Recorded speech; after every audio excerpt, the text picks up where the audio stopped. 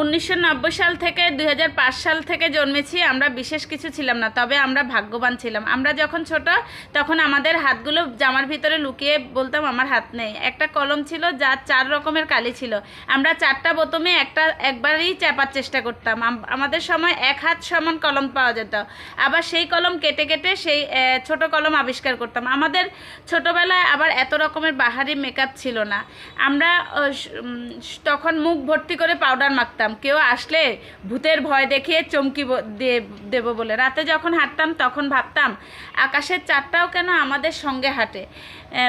তারপরে হচ্ছে কারেন্টের সুইচ অফ না করে মাঝামাঝি অবস্থায় রাখলে কি হয় সেটা জানার চেষ্টা করতাম। স্কুলে যাওয়ার সময় সবাই দৌড়াদৌড়ি করে স্কুলে যেতাম। ইভেন আমরা কত কম্পিটিশনও করেছি, ক্লাসের সবাইয়ের কলম একসাথে করে, আর তারপর আবার আমরা সবাই কলম ঠোকাঠুকি করতাম, কে ফার্স্ট হবে সেটাই জানার চেষ্টা করতাম। আর খাতার কলম দিয়ে কত চোর ডাকাত খেলেছি। এই গরমে রঙিন আইসক্রিম বা নারকেল আইসক্রিম না খেলে গরমটাই মাটি হয়ে যেত।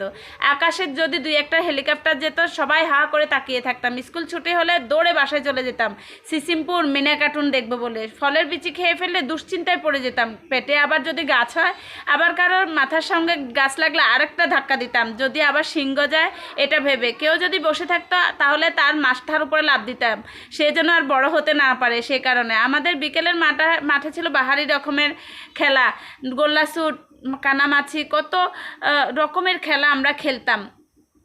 ক্রিকেট খেলবো বলে এই গরমে ক্রিকেট খেলতে দিত না, তখন আমরা পালিয়ে চলে যেতাম ক্রিকেট খেলবো বলে। আসলে সে বিকালটা অনেক মধুর ছিল। ডিসেম্বর মাসটা আর শীতকালটা আমাদের সময়টা অনেক রঙিন সময় ছিল। তখন কি না মজা হতো। তবে শেষের দিকে একটু মন খারাপ হতো, কারণ ডিসেম্বরের 31 তারিখে আমার আবার রেজাল্ট দিবে। তাই আর কি। আমি জানি এই ভিডিওটি যারা দেখছো আমাদের জেনারেশনে, তারা মনে মনে ভাবছো আর হাসছো যে আমাদের সময়টা কতই না রঙিন ছিল, কতই না সুন্দর ছিল, কতই না ভালো ছিল। আহারে, আমরা চাইলে আর সেই জীবনটা ফিরে পাবো না, ঠিক না? জীবন এমনই হয়। আল্লাহ রাব্বুল আলামিন আর সবাইকে বুঝার তৌফিক দান করুক, আমিন।